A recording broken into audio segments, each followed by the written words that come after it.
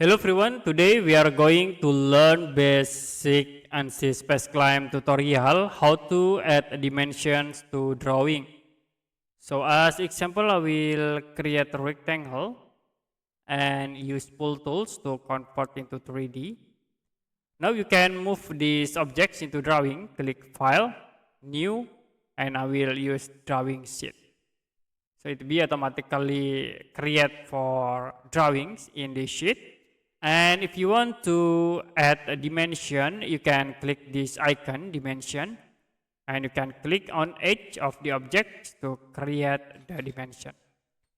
Okay, I will create again at this point, and also in here.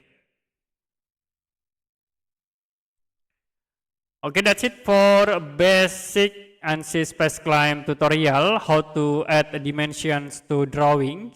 If you have any question about tutorial, you can comment below this video.